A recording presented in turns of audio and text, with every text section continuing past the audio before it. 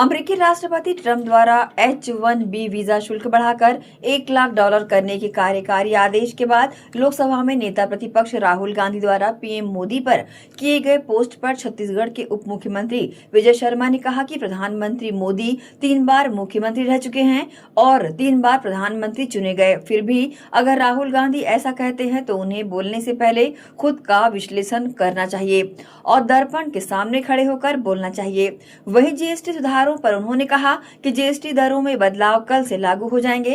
90% वस्तुओं को 5% और 18% के स्लैब में रखा गया है। इससे व्यापारिक समुदाय को बहुत फायदा होगा। 3 बार के मुख्यमंत्री रहे, कोई चुनाव नहीं लड़े, मुख्यमंत्री बने और फिर 3 बार बनते रहे। 3 बार के प्रधानमंत्री, पूरी दुनिया में देश के सामर्थ्य का डंका बजाया है इन्होंने। और उसके बाद राहुल गांधी जी ऐसा कहते हैं तो राहुल गांधी जी को स्वयं का पहले विश्लेषण करना चाहिए, एक बार दर्पण के सामने खड़े होना चाहिए, फिर बोलना चाहिए। सर, ये कल से जीएसटी के दरों में कल से नवरात्रि के प्रारंभ के दिन से ही जीएसटी के दरों में बदलाव हुआ है। 28%, 18%, 12% और 5%, इन 4 स्लैब में से 90% चीजों को 2 स्लैब में सिर्फ 12% और 5% में लाकर रखा गया है। मैं आपको बताना चाहता हूं कि भारत के संविधान में संशोधन करके जीएसटी काउंसिल बनाया गया। जीएसटी काउंसिल भी बहुमत के आधार नहीं, लगभग सहमति के आधार पर चलने वाला काउंसिल है। और जब 75% वहां 3/4 जब वहां पर सहमति हो जाती है तब कोई निर्णय पारित होता है। जो निर्णय पारित होता है वो लोकसभा में जाने की आवश्यकता नहीं होती, देश में लागू हो जाता है।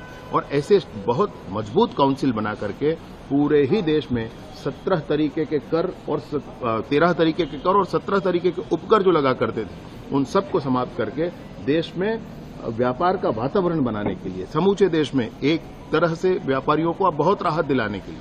आप जब व्यापारी पहले हुआ करते थे तो आप ध्यान दें कि आपको कितने तरह के फाइल मेंटेन करने पड़ते थे। हर टैक्स के अलग फाइल आपको मेंटेन करना पड़ता था, हर चीज के अलग मेंटेन करना, हर प्रदेश के लिए आपको अलग मेंटेन करना पड़ता था। आज पूरे देश में व्यापार का बड़ा माहौल है और इसीलिए 11वें नंबर से 4थे नंबर की अर्थव्यवस्था हम बन पाए हैं।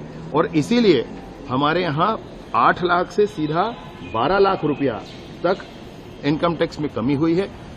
ये जीएसटी में भी कमी हुई है, इनकम टैक्स में भी कमी हुई है, लेकिन सरकार के पास पर्याप्त संसाधन हैं इंफ्रास्ट्रक्चर डेवलपमेंट के लिए। वो इसलिए है क्योंकि हमारा टैक्स बेस बढ़ा है। पहले हमारे पास 68 लाख लोग टैक्स दिया करते थे, आज 1,51,00,000 लोग टैक्स देते हैं। अभी और अधिक लोग टैक्स देंगे, मान लीजिए 5 करोड़ लोग टैक्स देंगे तो ये चीजें और कम हो जाएंगी, चीजें और सस्ती होंगी।